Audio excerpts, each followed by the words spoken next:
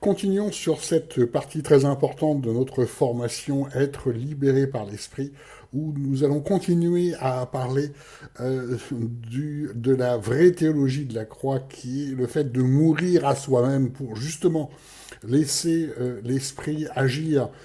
On a plusieurs versets qui sont vraiment clés dans la compréhension de ce que nous devons faire en 2 Corinthiens 3, versets 17 à 18. Or, le Seigneur est l'Esprit, et là où est l'Esprit du Seigneur, là où est la liberté. Ça reprend tout à fait le thème de cette formation et ça l'explicite, puisque à partir du moment où nous sommes libérés par l'Esprit de tout ce qui est humain en nous, du monde, nous vivons la liberté de Dieu. Et le verset suivant est un verset vraiment à méditer. Ainsi nous tous qui à visage découvert contemplons la gloire du Seigneur comme dans un miroir, nous sommes transformés en la même image de gloire en gloire par l'Esprit du Seigneur. Encore une fois, on nous dit que c'est bien l'Esprit qui agit, et pour ce faire, il faut contempler la gloire du Seigneur comme dans un miroir. Contempler la gloire du Seigneur comme dans un miroir, c'est vraiment le vis-à-vis avec Dieu, le contact direct avec Dieu qui va nous permettre cette libération par l'Esprit, transformée en la même image, c'est-à-dire transformée vers l'image de Dieu. Nous sommes donc libérés de tout ce qui vient du monde et ce qui vient également de l'adversaire pour commencer à avoir l'image de Dieu, l'image du Christ, par l'Esprit du Seigneur, et tous faits par l'Esprit de Dieu. Alors, qu'est-ce que nous dit ce passage? C'est dans notre relation avec Dieu, dans notre écoute de Dieu, que nous libérons la puissance de l'Esprit. Voilà ce que nous devons faire. En fait, nous devrons véritablement nous consacrer à ça, écouter Dieu, écouter ce qu'il a à nous dire, que ce soit une lecture de la Bible par l'Esprit pour entendre ce que l'Esprit a à nous dire sur la Bible, et nous avons une formation pour ça, comprendre la Bible par l'Esprit, que ce soit l'écoute directe du Saint-Esprit, des messages du Saint-Esprit. Et nous avons également une formation là-dessus, qui est la formation Écouter Dieu. Nous pouvons, dans ce face-à-face, je vous ai partagé tout à l'heure les rêves que m'avait envoyé Dieu pour faire cette formation. Vous voyez, c'est véritablement ce face-à-face avec Dieu qui permet d'être libéré par l'Esprit. Et nous avons notre formation Rêve et Vision sur ces questions-là. C'est donc un sujet central, c'est doit être notre préoccupation de tous les jours. Nous avons également une formation, être conduit par l'Esprit sur toutes ces questions-là. C'est vraiment cette relation avec Dieu qui est à la base de tout. Qui est la base de tout. Si nous ne parvenons pas à cette relation avec Dieu, si nous ne parvenons pas à écouter Dieu, nous ne pouvons rien faire. C'est ce que nous dit le passage, vous savez, sur les sarments et les cèpes. Nous ne pouvons véritablement rien faire. Et ce qui est aujourd'hui, ce qui est dramatique, c'est ce pourquoi la Bible nous parle de la fin des temps, de l'Église des fins des temps, c'est que nous ne voyons plus du tout ce contact direct avec Dieu dans les églises, qui en fait, tout fonctionne sur un mode de raisonnement, sur un mode d'intelligence, sur un mode d'habitude, sur un mode de tradition, mais où est l'esprit? Et heureusement, il en reste encore. On voit parfois ces moments où l'esprit souffle, où l'esprit agit, mais là, en vérité, c'est d'une grande rareté, et c'est vraiment le problème. Nous ne pouvons rien faire. Et pour reprendre l'aspect formation pastorale, on ne peut absolument pas être pasteur de Dieu si nous n'avons pas ce face-à-face permanent avec Dieu. C'est lui qui nous dit quoi faire. Moi, je passe une partie de mes journées à l'écoute de Dieu, et c'est lui qui me dit ce que je dois faire pour son Église, pour faire sa volonté. Et malheureusement, Au jour d'aujourd'hui, encore une fois, nous voyons y compris au niveau des pasteurs, malheureusement, le titre de pasteur ne veut plus dire grand-chose, puisque ça devient de plus en plus lié à une formation théologique, dont on a vu les problèmes tout à l'heure. On le voit également dans d'autres formations, parce que c'est un problème épineux. Et la question de relation directe avec Dieu n'est quasiment pas abordée, et c'est quelque chose dont nous voyons les effets catastrophiques, malheureusement. On ne peut pas, encore une fois, faire la volonté de Dieu si nous ne faisons pas une écoute claire de Dieu. Voilà ce que nous dit ce passage-là. Et être libéré par l'Esprit, c'est apprendre de plus en plus à mourir nos raisonnements, mourir nos idées, pour vraiment que ce soit les idées de Dieu qui qui nous habitent et dans lequel nous pouvons vraiment faire la volonté de Dieu. C'est central. C'est dans le déroulé de cette formation, c'est vraiment le point clé. Une fois que mourir à soi-même est quelque chose qui vient peu à peu, parce que ça ne se fait pas en un jour. C'est en parallèle, l'écoute de Dieu augmente de plus en plus, et c'est vraiment vers quoi nous devons tendre. C'est pour ça que dans notre Église, par exemple, nous vivons beaucoup la prophétie. J'aime beaucoup écouter les messages de Dieu des uns et des autres, les rêves, les visions. C'est quelque chose qui doit être courant, parce que c'est la Bible qui nous en parle. En Romains 6, versets 20 à 23, il est indiqué: En effet, lorsque vous étiez esclaves du péché, vous étiez libres à l'égard de la justice. Alors qu'est-ce que ça veut dire? Ça veut dire que quand on suivait le monde, on suivait en fait le péché, on n'était pas libéré encore par l'Esprit. En fait, on n'en avait pas à faire grand-chose de la justice de Dieu, de ce que Dieu nous demandait, si on veut paraphraser la phrase. Quels fruits donc aviez-vous alors? Et vous voyez, la question se pose à chaque fois des fruits. Des choses dont vous avez honte maintenant, car leur fin est la mort, mais maintenant, ayant été affranchis du péché et étant devenus les esclaves de Dieu, vous avez pour fruit la sanctification et pour fin la vie éternelle, car le salaire du péché c'est la mort, mais le don de Dieu c'est la vie éternelle en Jésus-Christ notre Seigneur. Donc, ce que ça nous dit véritablement, c'est quand nous suivons le monde, en fait, on ne se rend pas compte de ce qu'il faut faire par Dieu. Et c'est exactement ce que nous voyons au jour d'aujourd'hui. Vous allez dans les églises, et j'en ai fait plusieurs, l'écrasante majorité des participants au culte évangélique ne se sentent pas du tout concernés personnellement par l'évangélisation. Hein. C'est un message clair de l'ensemble du Nouveau Testament qui leur passe par-dessus la tête, à tel point qu'ils attendent simplement qu'il y ait un évangéliste qui fasse son travail, et c'est tout. Hein, on en est là, mais c'est généralisé à beaucoup d'églises. Il y a au jour d'aujourd'hui beaucoup de mouvements d'églises sont persuadés que l'évangélisation, c'est de pouvoir prêcher dans une église pour que les personnes puissent écouter Christ. Ça n'a rien à voir avec ce que nous dit la parole de Dieu, où ils allaient de maison en maison, rappelez-vous, dans le Nouveau Testament, mais par contre c'est pratique. Oui, c'est pratique intellectuellement, et on en a, c'est-à-dire que l'évangélisation, on entend dans pas mal de congrès, ils en parlent, et beaucoup sont au niveau zéro, et ça va continuer à être au niveau zéro. Pourquoi? Parce que la parole de Dieu nous le dit, parce que nous ne sommes pas encore, globalement, dans le monde évangélique, nous ne sommes pas encore libérés par l'Esprit, c'est une vérité. Et il y a malheureusement des dizaines et des dizaines de preuves bibliques de ça. On a d'autres formations sur ces questions-là.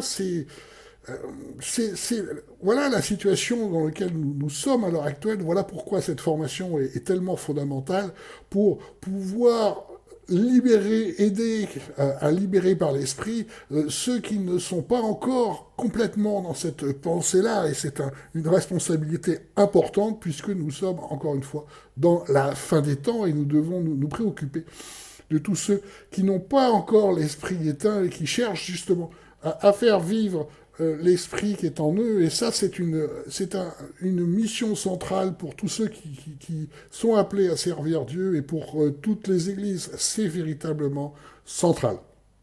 Nous allons maintenant aborder un autre parti très important. Pourquoi nous sommes libérés? Nous sommes libérés pour agir à l'action, et là aussi totalement étrangère à beaucoup d'églises évangéliques, où on a vraiment le sentiment que seuls 2 ou 3 bougent et que le reste regarde. C'est malheureusement ce que nous vivons. En Éphésiens 6, versets 17 à 18, vous savez, c'est la fameuse armure spirituelle. Prenez aussi le casque du salut et l'épée du salut qui est la parole de Dieu. L'épée de l'esprit qui est la parole de Dieu. L'épée de l'esprit qui est la parole de Dieu, ça veut dire que le combat spirituel est mené grâce à l'esprit. Si nous ne faisons pas ça dans l'esprit, ça n'est pas du combat spirituel, c'est juste un raisonnement, ça ne marche pas. Hein. Et la parole de Dieu, une fois qu'elle est envoyée par l'Esprit Saint, est une arme de combat spirituel, une épée, une épée tranchante.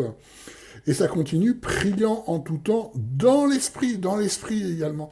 Vous voyez que la libération, puisqu'on parle bien de combat spirituel, ne peut être faite que par l'esprit. Une aparté, prier en tout temps dans l'esprit, ça n'est pas comme on l'entend dans les milieux pentecôtistes, prier en langue. Il y a une confusion. Prier dans l'esprit, c'est véritablement la prière inspirée. Et rappelons ce que nous avons dit tout à l'heure du culte. Adorer Dieu, c'est adorer dans l'esprit. C'est vraiment l'esprit qui agit en nous. Et ça n'est pas ce que nous dit la parole de limiter ça ou parler en langue comme le font beaucoup d'églises pentecôtistes. En fait, être prié en tout temps dans l'esprit, ça veut dire par tout ce que nous montre l'esprit. Moi, dans ce que je fais, par exemple, je prie peu en langue parce que je passe, encore une fois, une grosse partie de mes journées à être dans l'écoute de Dieu, à me laisser conduire par l'esprit pour comprendre sa volonté. C'est une interaction, je lui pose plein de questions quand j'ai des doutes sur telle ou telle personne dans ce que je dois faire. Et cette interaction est permanente. Hein.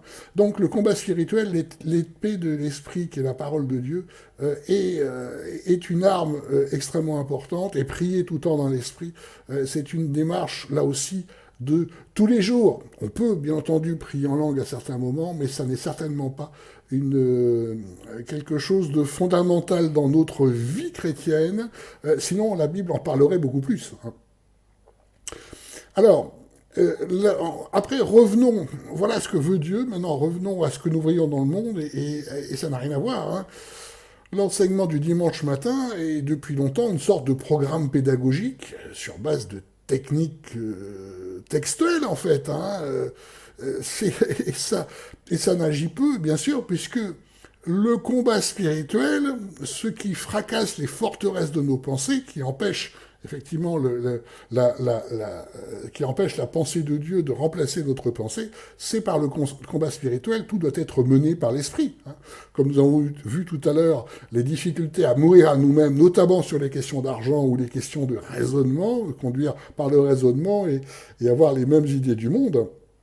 Nous ne pourrons réussir à faire un combat spirituel que grâce à l'esprit qui va nous permettre de combattre ça, et on va voir des exemples tout à l'heure. Alors, je peux illustrer ça par une anecdote.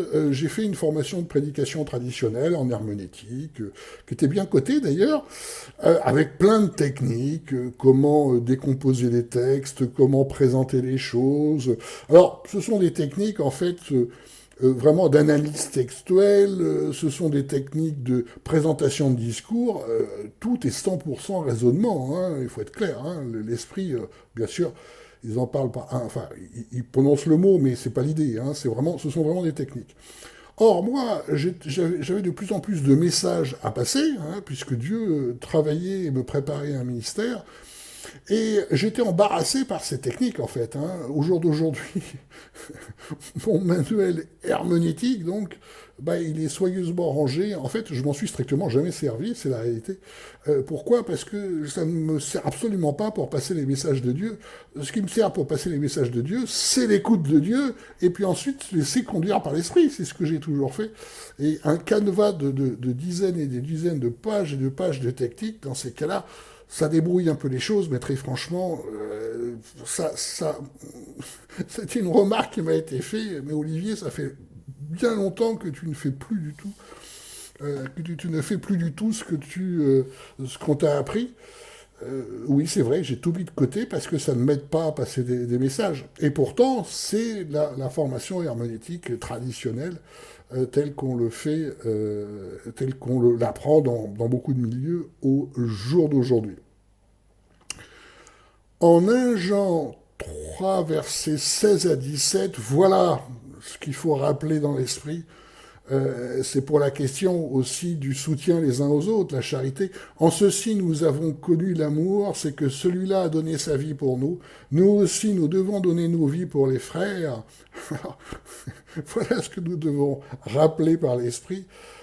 Quand on voit qu'il est tellement difficile dans certaines églises de simplement se réunir, c'est la croix et la bannière, alors que, en fait, si nous sommes vraiment libérés par l'esprit, nous devons donner nos vies pour les frères. Les frères, ça veut dire ceux qui sont également conduits par l'esprit. Vous voyez comment on en est loin. Or, si quelqu'un possède de quoi vivre dans le monde et voit son frère dans le besoin et lui ferme ses entrailles, comment l'amour de Dieu demeure-t-il en lui? Petits enfants, n'aimons pas en parole ni avec la langue, mais en œuvre et en vérité. Voilà, c'est un passage puissant, qu'il est tellement important de ressortir dans l'esprit, dans le combat spirituel, pour attaquer les forteresses de la pensée.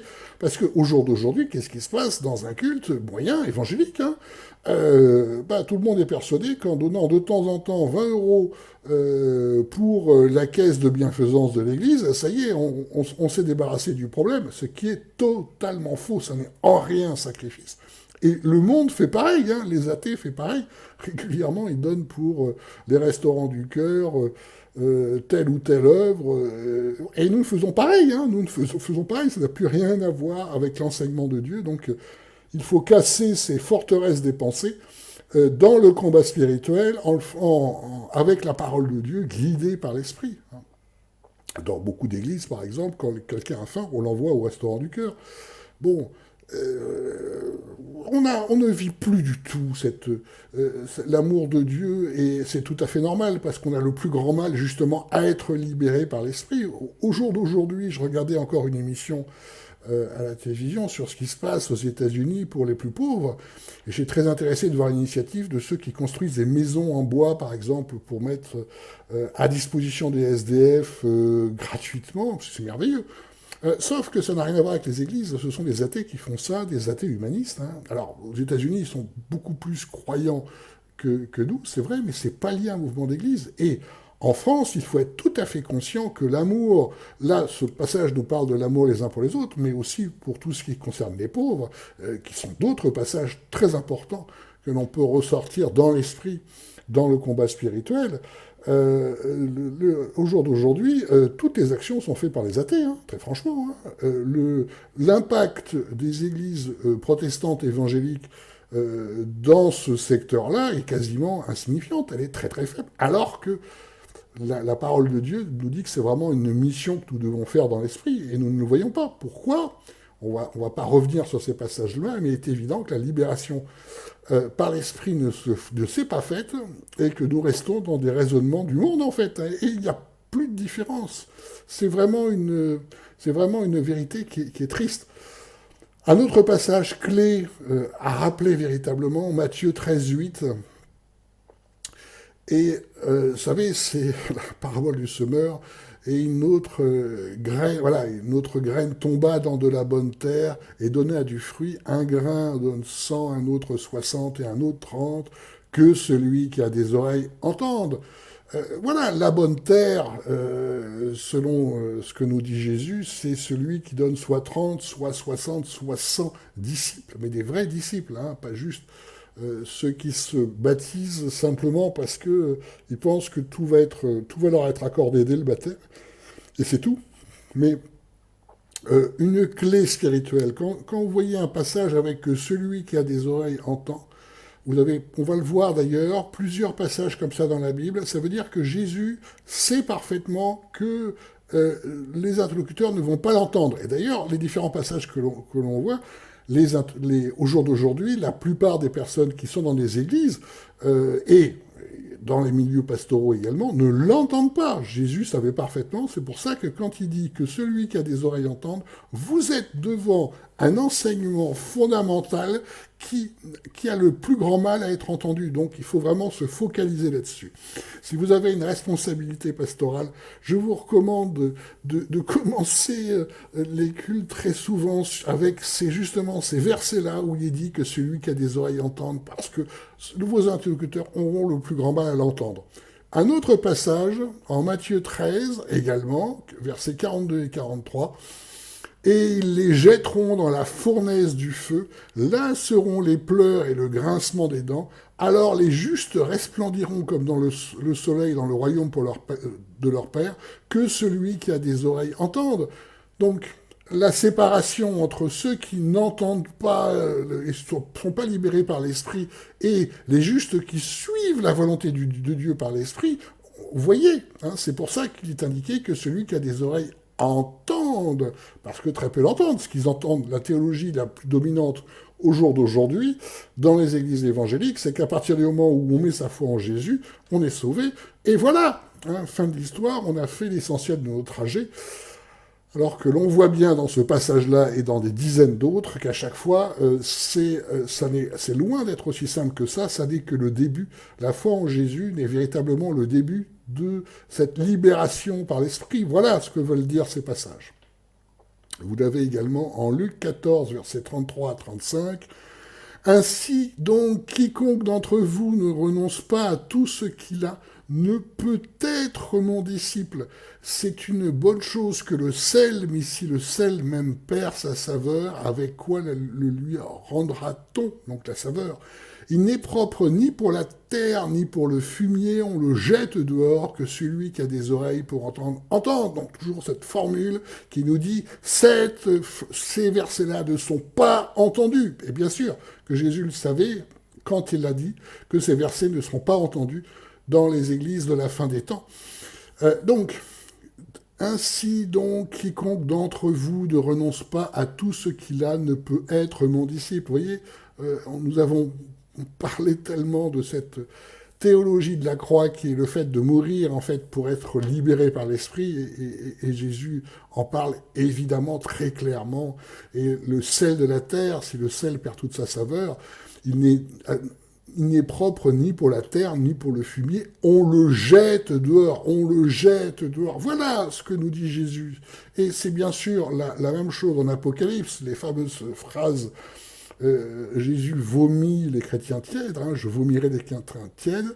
On peut citer Apocalypse 3, 21. Celui qui vaincra, ça veut dire quoi celui qui vaincra? C'est-à-dire les quelques-uns qui ne seraient pas entraînés par la doctrine du monde, mais qui arriveront à être véritablement libérés par l'esprit, celui qui vaincra, je lui donnerai de s'asseoir avec moi sur mon trône, comme moi-même j'ai vaincu, et je me suis assis avec mon Père sur son trône, que celui qui a des oreilles écoute ce que l'esprit dit aux églises.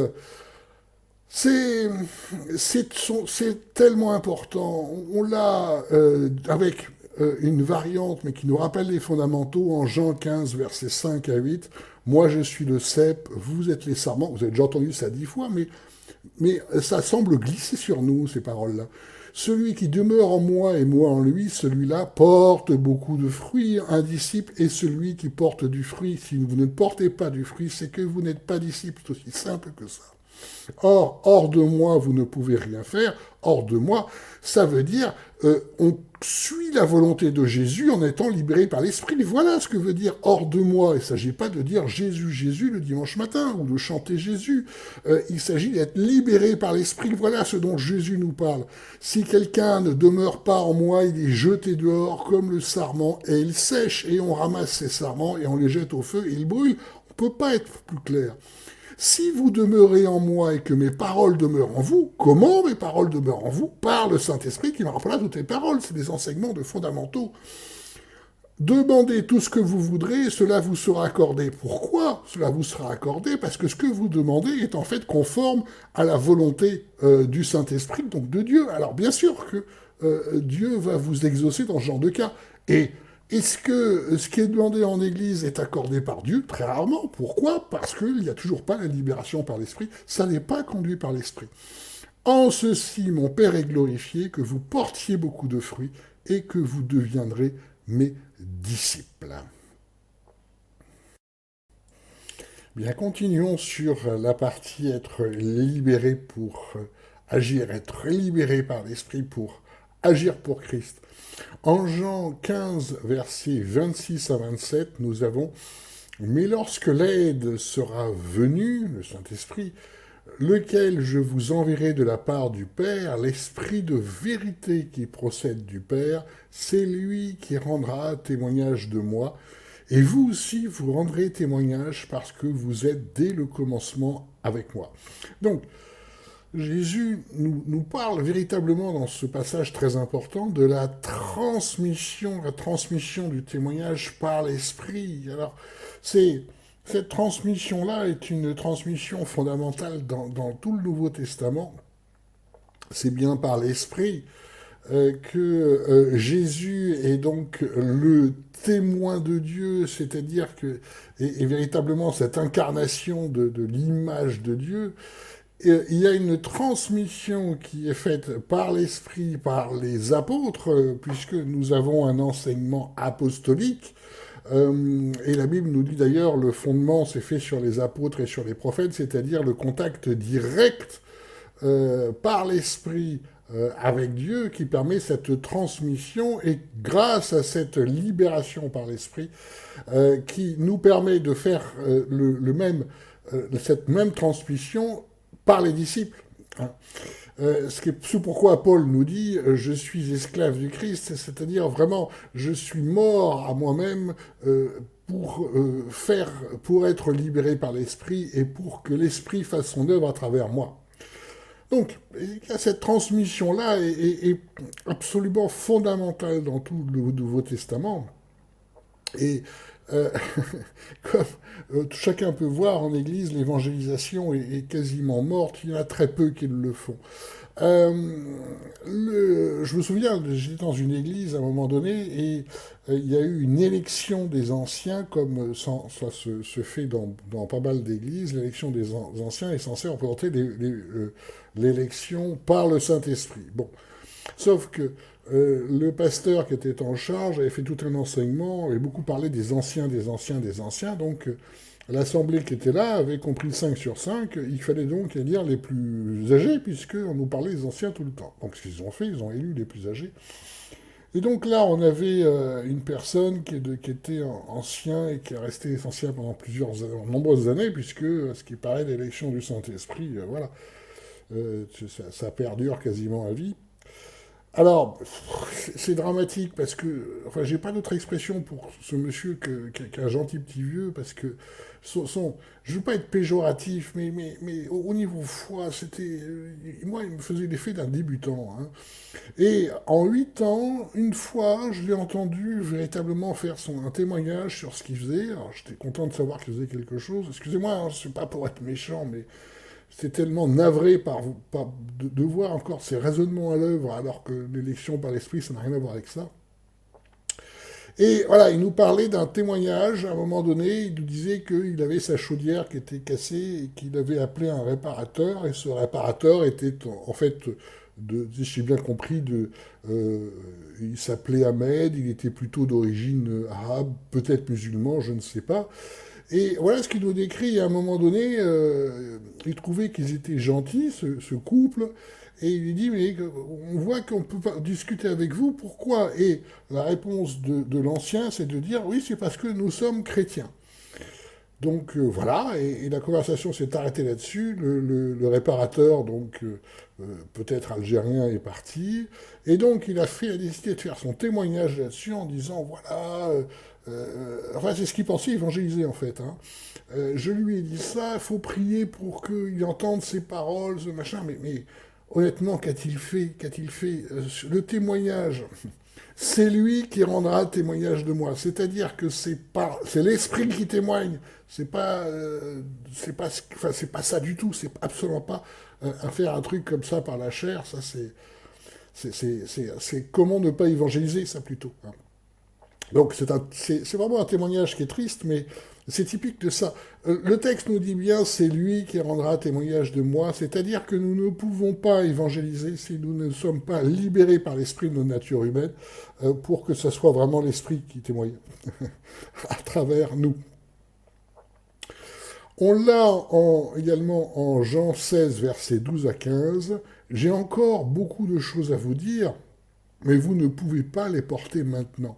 Rappelez-vous, en tout début de la formation, je vous l'ai dit, une question qui peut être faite quand on voit le déroulé de l'ensemble de la Bible, c'est-à-dire dans un premier temps la volonté de Dieu qui est dictée par la loi, et la loi est dictée aux prophètes, donc notamment Moïse, mais d'autres prophètes. La volonté de Dieu est dictée à ceux qui ont l'onction de l'esprit pour qu'ils puissent la transmettre à d'autres. Et ça ne marche pas du tout, puisque effectivement, il reste un cœur de pierre, comme la prophétie nous le dit dans l'Ancien Testament. Nous avons donc besoin d'avoir l'esprit en nous, et pour avoir l'esprit en nous, encore faut-il qu'on soit, qu'on ait cette porte ouverte par Dieu, qui est sur Dieu, qui est le sacrifice de Jésus, pour justement que nous puissions recevoir l'esprit en nous et être libérés par lui. Voilà, si on veut résumer l'histoire de la Bible, pour faire sa volonté et pour transmettre également. Donc, c'est pour ça qu'une question qui peut se poser, mais pourquoi est-ce qu'on n'a pas reçu l'esprit directement dès les premiers temps, au lieu de passer par cette histoire de loi, de Lévitique, qui pose problème à beaucoup de monde? C'est tout simplement parce qu'on n'était pas prêt. Et Jésus nous le dit clairement, j'ai encore beaucoup de choses à vous dire, mais vous ne pouvez pas les porter maintenant. Il y a tout un grand nombre de phases dans notre vie de foi, et que Jésus nous explique. Mais quand celui-là sera venu, l'Esprit de vérité, il vous conduira dans toute la vérité. L'Esprit de vérité nous conduit dans toute la vérité, car il ne parlera pas de lui-même, mais il dira tout ce qu'il aura entendu et il vous annoncera les choses à venir. C'est lui qui me glorifiera, parce qu'il prendra ce qui est à moi et vous l'annoncera. Tout ce que le Père est à moi, c'est pourquoi je vous ai dit qu'il prend ce qui est à moi et qu'il vous l'annoncera. Donc c'est vraiment le transmetteur, le grand transmetteur, c'est vraiment le Saint-Esprit, celui que nous devons suivre au jour d'aujourd'hui pour faire la volonté de Jésus, pour que la mission de Jésus serve à quelque chose, et donc la volonté de Dieu. Donc, quand nous voyons ce passage-là, nous comprenons très vite que le guide de l'Église, c'est bien le Saint-Esprit. Le guide de l'Église n'est pas le pasteur. Une Église n'est certainement pas guidée humainement parlant, et pourtant nous le voyons tout le temps ça. L'Esprit de vérité, il vous conduira dans toute la vérité. Le rôle pastoral est simplement le fait de faciliter le rapport à la libération par l'esprit de chacun. Voilà le rôle pastoral. Le guide de l'Église, je le répète, c'est pas le pasteur, c'est l'Esprit Saint, et pourtant tous les yeux des personnes qui fréquentent les églises évangéliques sont tournés vers le pasteur, qui est en fait le seul vrai acteur de ce qui se passe en église évangélique, le pasteur ou les quelques-uns quand il y en a plusieurs, alors que c'est vraiment l'Esprit Saint sur lequel nous devrions fixer le regard.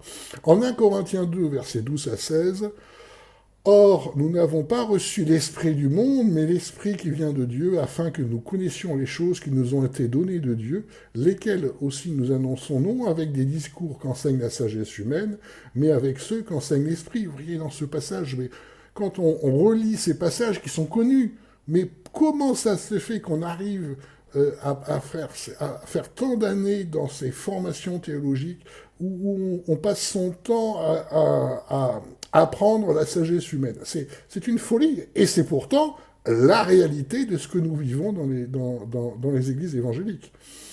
Appropriant les choses spirituelles à ceux qui sont spirituels.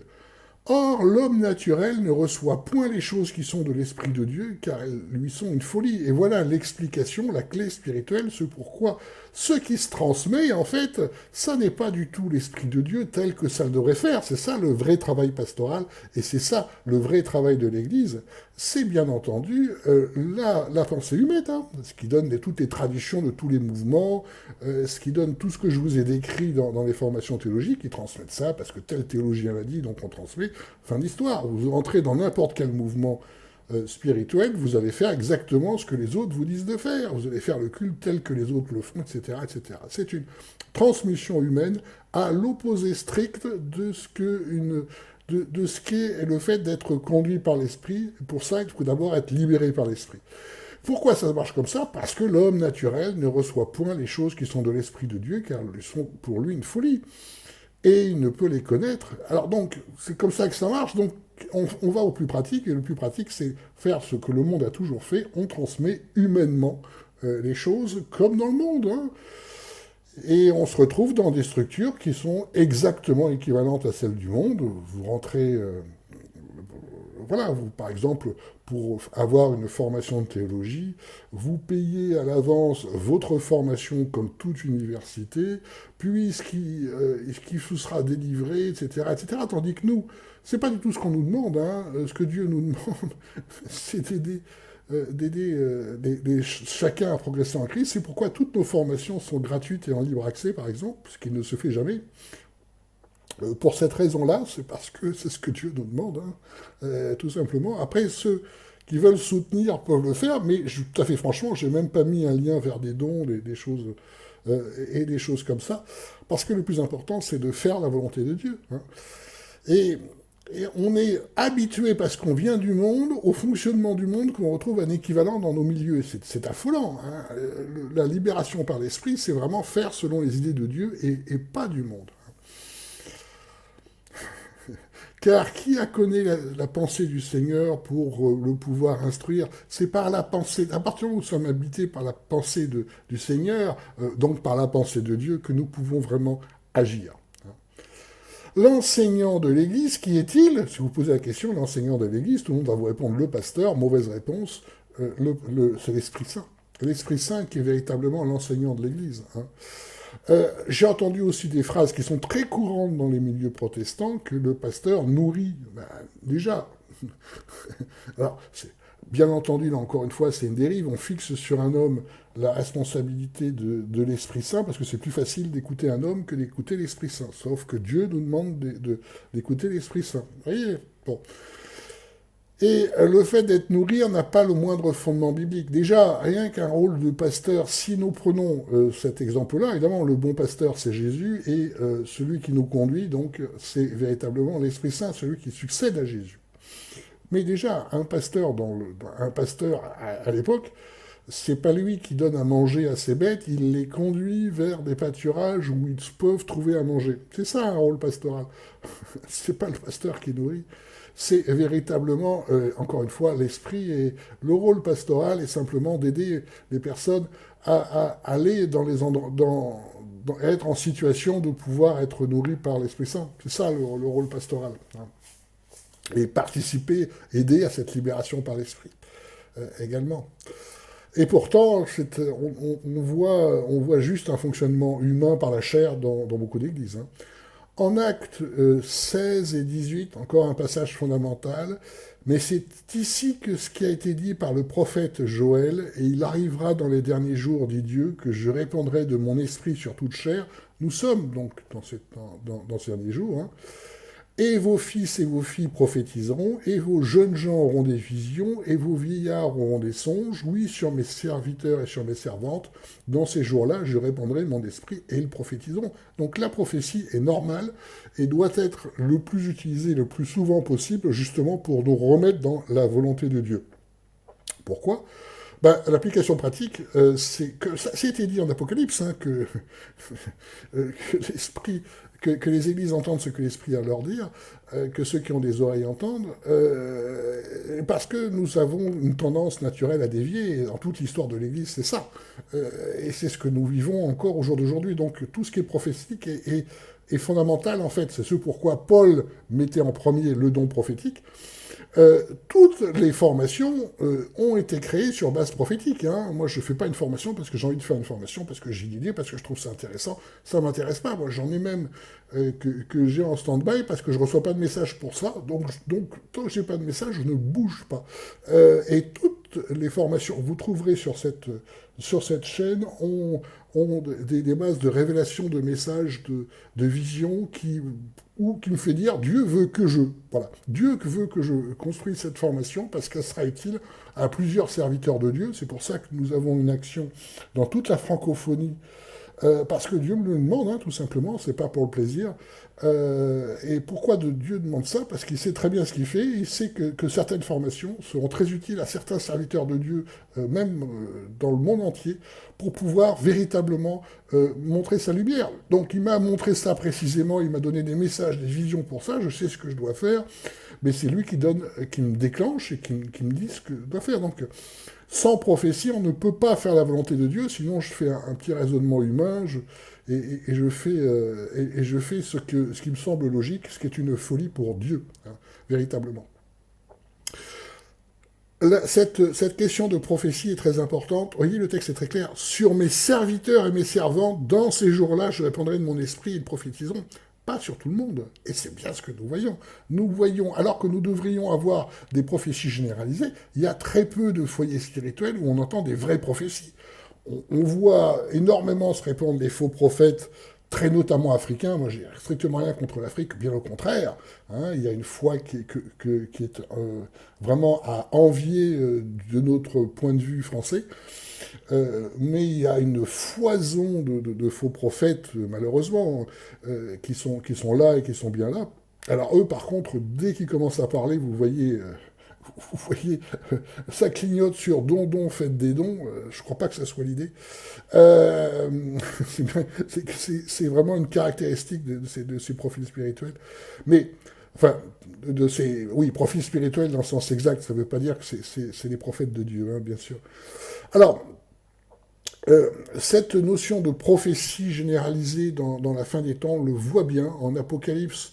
Apocalypse est un livre entièrement prophétique et qui est là pour nous récupérer, nous rappeler les dangers spirituels vers lesquels nous allons en courant et l'importance de la prophétie. On ne peut pas prophétiser si on n'est pas libéré par l'esprit. On ne peut pas prophétiser si on n'est pas mort à nous-mêmes, si on n'a pas tout de suite suivi tout ce parcours. Et d'ailleurs, quand on a un appel de prophète, on vit un très grand nombre d'épreuves dans lesquelles, justement, ce que j'appelle le dépouillement, hein, c'est comme une formation commando, c'est-à-dire que on est brisé dans un premier temps pour que ce soit vraiment l'esprit qui agisse en nous, pour qu'on soit vraiment libéré et pour qu'on puisse transmettre le message prophétique. C'est comme ça que ça marche. C'est pas facile à entendre, mais c'est dans la Bible et c'est la réalité spirituelle. En Romains 8, versets 14 à 15, il y a « Car tous ceux qui sont conduits par l'Esprit de Dieu, ceux-là sont fils de Dieu ».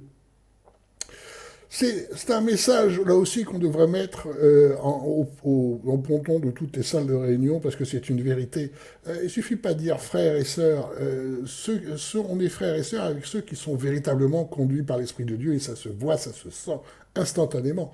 Car vous n'avez pas reçu l'esprit de servitude pour retomber dans la crainte, et on voit dans beaucoup d'églises, tout le monde a peur de se faire enguirlander par les différents responsables, c'est une vérité.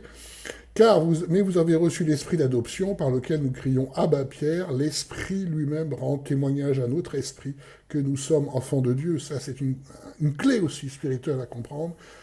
Il y a bien une séparation entre notre esprit et notre esprit humain, notre âme, notre cœur selon l'Ancien Testament, et l'esprit, le Saint-Esprit. Et cette communication, être libéré par l'esprit, c'est aider justement cette communication à faire en sorte que notre esprit humain, notre âme, soit de plus en plus influencé et renouvelé par l'Esprit Saint. C'est pourquoi dans le combat spirituel, l'adversaire attaque directement nos pensées, hein, les forteresses spirituelles, pour ne pas que l'Esprit Saint les renouvelle et les change. Et voyez, deux esprits, hein, l'esprit humain et l'esprit de Dieu, et pourtant, une bonne partie de nos problèmes actuels vient du fait que dans la Réforme, ils comprenaient l'esprit comme étant unique, donc notre intelligence, c'est ça l'esprit, hein, c'est notre intelligence. Et voyez à quel point les ravages sont encore là pour n'avoir pas compris ce fondamentalement. Ce fondamental-là, ils l'auraient compris s'ils étaient dans une vraie écoute de Dieu. Hein, c'est une réalité. Hein, parce que être conduit dans la vérité justement par l'esprit, c'est pour comprendre ce genre de vérité spirituelle-là. Alors, sur la question de frères et de sœurs, moi je me rappelle d'un témoignage de quelqu'un que j'avais connu dans une église, qui était dans une église spirituellement, bah, c'était malheureusement la même que ce que je vous ai décrit tout à l'heure sur l'ancien qui nous parle d'évangéliser entre guillemets. Et donc ça se passait très très mal au niveau spirituel. Hein, et je l'ai revu, donc je voulais savoir ce qui se passe, parce que je l'aimais bien, je sentais en lui qu'il y avait une volonté de servir, je sentais en fait l'effet de l'esprit en lui. Et c'est ce pourquoi c'est mon frère. Et voilà, il me disait, bon voilà, je connais tous les problèmes, moi j'essaie de me fixer sur Dieu, bon je comprends. Et ce qu'il me disait sur sa vie d'église était très simple, et tant que moi je reste là, je ne bouge pas, alors, on voit bien, là où il y a l'esprit, il y a la liberté, ouf, la domination humaine était donc très très présente, et ça c'est valable dans malheureusement beaucoup d'églises. Hein. Ce qu'il me disait, moi tout ce que je demande, c'est du moment qu'on m'appelle frère, ben, je suis content. Eh ben dis donc. Ça n'a rien à voir avec la volonté de Dieu, ça, mais c'est tellement important pour beaucoup de se sentir un peu incorporé à un groupe, et peu importe si ce groupe est vraiment conduit par l'esprit ou pas, c'est très humain, mais malheureusement on s'éloigne tellement de la libération par l'esprit et de ce que veut Dieu. Un, un aspect aussi intéressant à comprendre, c'est que l'esprit n'agit pas de façon unique une seule fois. Pourquoi je vous dis ça? Parce que on a toujours ce souvenir de la Pentecôte, avant et après la Pentecôte, mais en fait, la Bible nous montre d'autres épisodes qu'on a du mal à situer avant ou après la Pentecôte, les fusions d'esprit sur l'Église. Donc, en Jean 20, 21 et 22, juste après en fait la résurrection de Jésus, Jésus leur dit donc de nouveau, la paix soit avec vous, comme le Père m'a envoyé, moi aussi je vous envoie. Et quand il lui dit cela, il souffla sur eux et leur dit, recevez l'Esprit Saint. Alors vous voyez, là, il y a une onction particulière d'Esprit Saint qui est en fait dissociée de la Pentecôte. Un autre passage, en Acte 4.8. Pierre qui a donc déjà vécu la Pentecôte et tout ça, il est marqué, alors Pierre, ayant été rempli d'Esprit Saint, leur dit. Et vous voyez, là, il a une onction particulière d'Esprit Saint pour faire quelque chose. Ça, c'est quelque chose que je vis depuis longtemps avec l'esprit de prophétie quand l'esprit de prophétie me submerge, c'est violent, hein, physiquement, je sens, quand j'étais en église traditionnelle, je sentais, quand j'avais un message à transmettre, j'avais même, quand l'esprit de prophétie me prenait, je sentais des vertèbres qui jouaient de la castagnette, c'était très douloureux en fait. C'est quelque chose de très particulier parce que être pris par l'esprit de prophétie, je fais pas mal de vidéos aussi comme ça, c'est-à-dire que certaines vidéos, je les contrôle entre guillemets, mais je laisse l'esprit bien sûr faire, et certaines, comme notamment celle sur le coronavirus, je laisse couler complètement. Et là, dans ces cas-là, je vis une sorte de trou noir. Je sais pas vraiment ce que je dis. En fait, je sais ce que je dis à partir du moment où je réécoute la vidéo. et ça, c'est pas très agréable. C'est pour ça que je l'évite un peu. Et puis, je préfère, voilà, je préfère avoir dans un premier temps les messages, les travailler, vraiment les mûrir pour que ce soit vraiment l'esprit qui construise le message puis transmette. Dans cet ordre-là, c'est plus reposant pour moi que simplement être directement en live. Pour moi, c'est beaucoup plus dur. Pourquoi je vous dis ça? Parce que cette onction particulière de l'esprit, nous le vivons aussi. Hein. Donc c'est quelque chose auquel vous finissez par être habitué. On a en évangélisation aussi, on a des onctions particulières. À certains moments dans l'esprit, on se sent poussé, soufflé. Il se passe quelque chose. Hein. Et ça, c'est un apprentissage qui se fait aussi avec Dieu. Hein, et ça fait partie de notre libération par l'esprit de vivre ces moments-là d'onction particulière. Ce sont des moments qu'on retrouve dans l'histoire de l'Église qui s'appellent les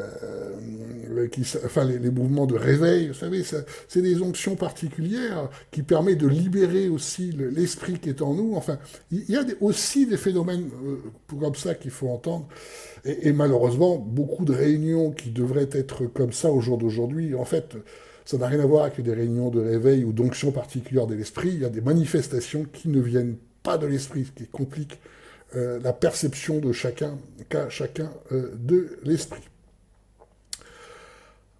La puissance, alors je vous partage ça tout simplement parce que la puissance de l'esprit, c'est la vraie Église, et ça va être le dernier chapitre. La puissance de l'esprit, c'est la vraie Église, oui. En Matthieu 18, versets 18 à 20, en vérité, je vous dis que tout ce que vous lirez sur la terre sera lié au ciel. Alors, oui, c'est hallucinant comme pouvoir. Et certains des églises vont dire, ah, tu vois, il faut faire très attention à ce qu'on fait parce que tout ce qu'on va lier sur la terre sera lié dans le ciel. Je dis, non, non, non, ça n'a rien à voir avec une décision humaine. Ça a à voir si vous êtes tellement conduit par l'esprit qu'en fait, c'est en fait l'esprit qui agit. Vous voyez l'énorme différence. Rien à voir avec ce que vous avez décidé. Et tout ce que vous délierez sur la terre sera délié dans le ciel. Hein. Dieu va jamais suivre une décision humaine. Vous pouvez faire ce que vous voulez. Ça ne changera rien si vous n'êtes pas complètement mort à vous-même, libéré par l'esprit, conduit par l'esprit. Je vous dis encore que si deux d'entre vous s'accordent sur la terre pour demander une chose quelconque, elle leur sera accordée par mon Père qui est aux cieux. Même système, tout ça, c'est la manifestation de la puissance de l'esprit, qui est la vraie Église, puisque c'est notre dernier passage, car deux ou trois sont assemblés en mon nom, je suis là au milieu d'eux, la même chose. Ça ne veut pas dire que nous sommes là au nom de Jésus, mais ne dites pas ça. Si vous vivez vraiment... tout ce que vous vivez, vous le vivez par l'esprit, ça veut dire que vous êtes vraie Église, et peu importe, vous pouvez être deux ou trois. Et ça marche très très bien également. Tout se fait par la puissance de l'esprit. La puissance de l'esprit, c'est la vraie Église. Certains aussi peuvent dire que les enseignements pour les apôtres, c'est pas pour eux, c'est pour les apôtres. Sauf que on a un passage de Dieu très clair qui nous montre l'inverse. En Apocalypse 11, versets 3 à 6, il nous parle des deux témoins. C'est un passage qu'on entend rarement en Église, et pourtant ces deux témoins, c'est super intéressant.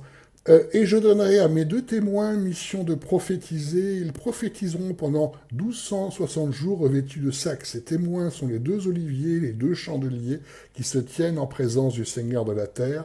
Et si quelqu'un veut leur nuire, un feu sort de leur bouche qui dévore leurs ennemis. Et si quelqu'un veut leur nuire, c'est ainsi qu'il doit être tué.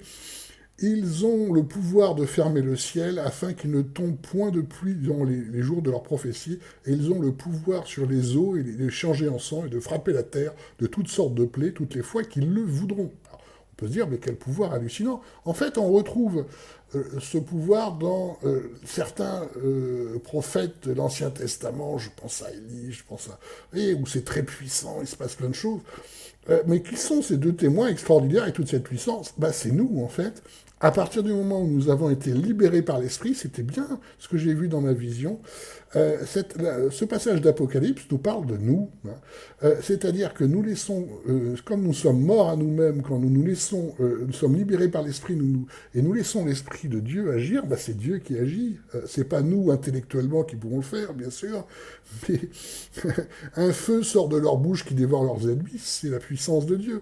Vous voyez, ils ont le pouvoir de fermer le ciel, pas nous dans la chair, évidemment, mais l'Esprit Saint, à travers nous, a ce pouvoir-là, hein, afin qu'ils ne tombent point de pluie dans les jours de leur prophétie, ils ont pouvoir sur les eaux et les changer en sang. Tout ça, c'est la puissance de l'Esprit, ça veut bien dire que c'est par nous, si nous acceptons, et voilà tout l'enjeu de cette formation, de mourir à nous-mêmes et d'être libérés par l'Esprit, et pour que libérer la puissance de Dieu dans nos vies, pour faire l'œuvre de Dieu, que cette prophétie en Apocalypse peut s'accomplir. Et voilà la définition de la vraie Église pour Jésus en Jean 17, 20 à 21. Or, ce n'est pas pour eux seulement que je prie, mais aussi pour ceux qui croient en moi par leur parole, afin que tous ils soient un comme toi, Père, tu es en moi et moi en toi, et qu'eux aussi soient un en nous, afin que le monde croie que c'est toi qui m'as envoyé. C'est-à-dire la vraie Église. La vraie Église, c'est par l'Esprit, c'est la puissance de l'Esprit. Hein. Et c'est-à-dire que quand on voit la vraie Église, c'est-à-dire des personnes qui sont vraiment libérées, transformées par l'Esprit, nous pouvons voir ce que fait Dieu, exactement comme dans ce passage d'Apocalypse. C'est très rare, hein, je suis d'accord avec vous, mais pourtant c'est ça, la vraie Église, et c'est vers ça que nous devons tendre, et c'est ce pourquoi nous devons absolument être libérés par l'Esprit. C'est vraiment, ça doit être vraiment en permanence notre idée. Vous voyez bien que l'Église de la fin des temps, l'Église de la fin des temps, nous ne voyons pas la lumière de Dieu dans les réunions actuelles, ou très peu. Hein. Heureusement, ça peut être fait très ponctuellement, et c'est une bénédiction. Moi, je suis ravi quand je le vois, et je le vois très peu. Il y a des raisons spirituelles à ça. Donc, c'est tellement fondamental dans nos vies d'être libérés par l'Esprit que nous devons vraiment être obsédés par ça tous les jours, être libérés par l'Esprit. Et d'ailleurs, quand nous sommes libérés par l'Esprit, nous n'avons plus tellement le problème des péchés. Hein. Les péchés, c'est avant, mais après, l'Esprit nous conduit tellement que c'est plus une difficulté. Et vous voyez dans les églises, de quoi ils parlent très souvent au niveau pastoral, péché, péché, péché.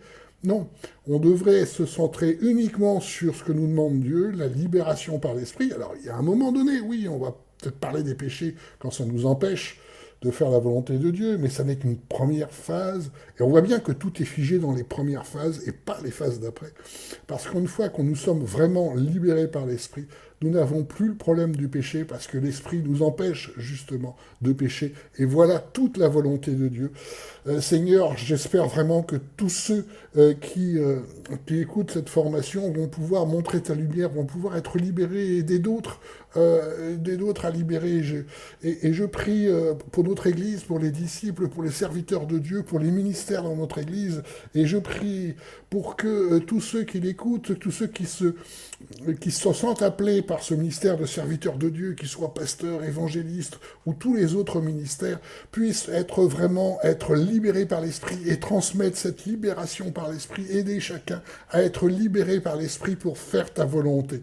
Amen. Merci d'avoir suivi cette vidéo. Je vous recommande vraiment de la réécouter 2-3 fois pour vous imprégner de toutes les phases, comme pour toutes les vidéos, sinon ça fait trop en une seule fois. Si vous l'appréciez, vous pouvez mettre un pouce bleu et vous pouvez également vous abonner. Au revoir.